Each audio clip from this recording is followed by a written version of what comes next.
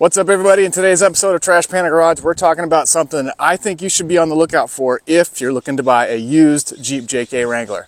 Spoiler alert, you're not going to find it in the engine compartment.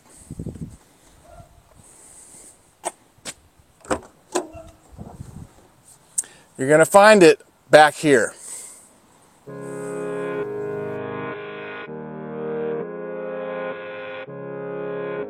We recently bought a used 2017 Jeep JK Wrangler at a dealership in Southern Oregon. And for those who don't know, the JK is the series of Wranglers that was produced between 2007 and early 2018. I listened to the engine at the dealership as I was aware of the Pentastars having a lifter rocker arm issue. I took it for a test drive. I didn't see anything obvious. And it wasn't until the very next day after we bought it and brought it home that I went looking for the spare tire jack.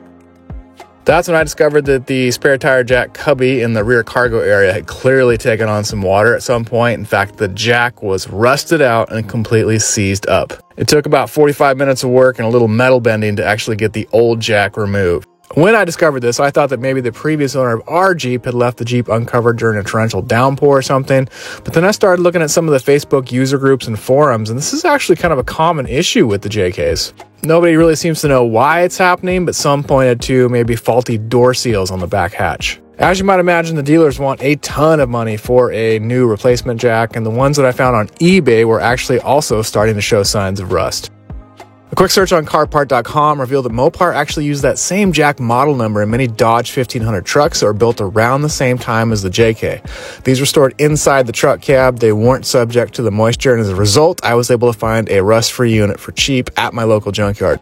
The next problem I had to solve was the surface rust that had accumulated in the spare jack cubby in the back of the Jeep. I hit it with a wire brush and cleaned it out as best I could with some Simple Green. What you can see here in these two shots is what's left over afterwards.